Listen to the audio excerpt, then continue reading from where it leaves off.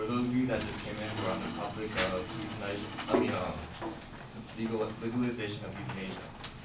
My name is Min. I will be refuting that I'm the first negative speaker. I am against the implementation of the Oregon model of euthanasia, and I will point out the flaws and why it is an insufficient procedure.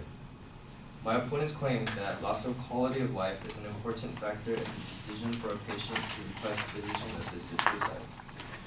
The most frequently reported factors of deciding for a patient to request physician-assisted suicide is extremely vague, and it fits the criteria of other hospital patients who don't have terminal illnesses. 89% of patients with terminal illnesses that reported decreased ability to participate in activities that make life enjoyable is the same for other people in hospital care. For example, a person with broken limbs or undergoing post-surgery or recovering from a car accident, they all have incapabilities that make it hard to participate in activities to make life enjoyable. Also, not all terminally ill patients are incapacitated. Therefore, this statistic is too generalized. The loss of dignity is simply an emotion that is not handled properly due to the lack of hospice care, which I will cover soon.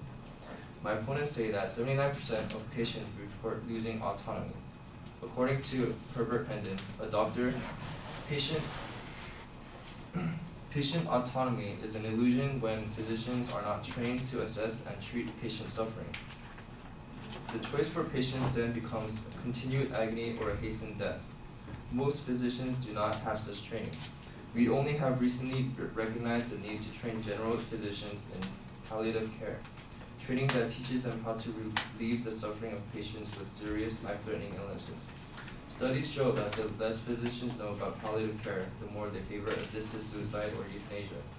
The more they know, the less they favor it.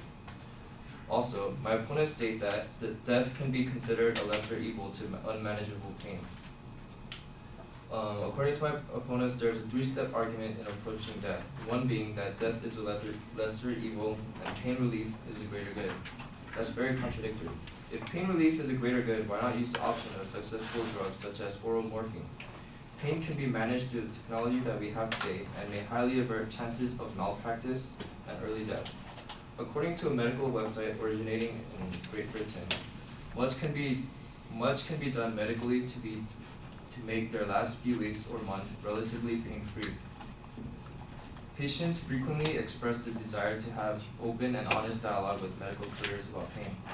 The patient should be the prime assessor of their pain and be encouraged to take an active role in their pain management. A doctor must be able to get alongside the patient and their family and to spend time presenting options, answering questions, and quelling fears. Quelling fears is a huge role. Pain is a complex subjective phenomenon and is affected by the emotional context in which it is endured. If doctors were truly prepared for the proper handling of palliative care, they would know about the endless combinations of drugs and methods used to give comfort for patients. Yet there are many instances of patients that outlive their due date of death as a terminally ill patient. How can these possibilities of longer survivability be ignored?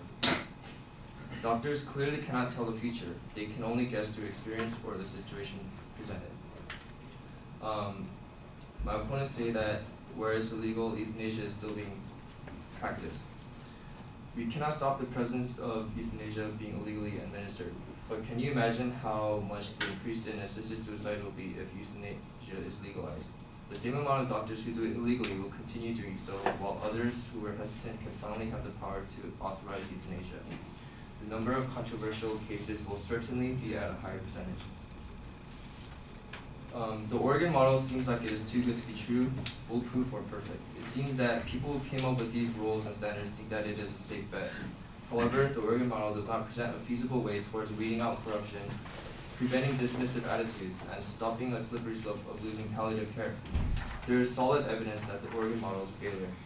In the Netherlands, a country that accepted euthanasia for 2 decades, doctors show meager attention for palliative care over suicide. A doctor is quoted to say, "Why should I worry about palliation when I have euthanasia?" This is the corruption and the easy way out that doctors opt for. When Oregon passed legalization of euthanasia, similar results followed. According to Herbert Hendon, a survey of Oregon physicians who received the first 142 requests for assisted suicide since the law went into effect showed that physicians recommended 13% of the patients for optional palliative care while the rest had either option for euthanasia or didn't push for palliative care. Now, is this the responsible people that the public should trust? The slippery slope is not a situation created out of fear, it is a fact. Edmund Pellegrino, a professor of medicine and medical ethics, say, in a society as obsessed with the cost of healthcare and the principle of utility, the dangers of the slippery slope are far from fantasy.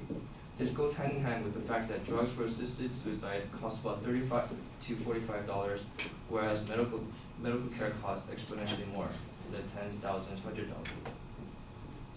When euthanasia is legalized, doctors, families, or friends begin to consider new questions such as, is this person worth living those extra months? Is this person worth my money? Patients are being shifted to being viewed as burdens or unworthy investments. The Oregon model suggests that having two doctors to have a mini check and balance concept will save lives of patients. These testimonies will prove otherwise. In the Netherlands, a wife who no longer wished to care for a sick elderly husband gave him a choice between euthanasia and admission to a home for the chronically ill. The man, afraid of being left alone with strangers, chose to end his life. The doctor, knowing the situation, followed through with the process. The significance is the doctor not urging any change. In this situation, both the family and doctors not looking for the best for the patient. Similarly, in Oregon, a doctor is reported to have assisted in a suicide for a woman with breast cancer. He explained options of palliative care, but didn't care for urging the patient towards it. He is quoted to have said, "All right, okay, that's pretty much what you need to understand." Right after he had to explain the procedures of palliative care and options that she could take.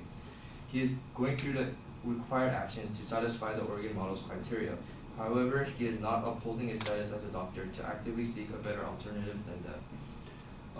Having two doctors checking and balancing each other. Through these testimonies, it proves that these doctors will, the chances of having two corrupted doctor, one corrupted doctor, the other one being honest, it just doesn't add up. Knowing that these physicians who are untrained, unwilling, and unworthy of their title are actively working in Oregon, it is safer to bet that euthanasia should not be legalized at all, even with the proposed Oregon model.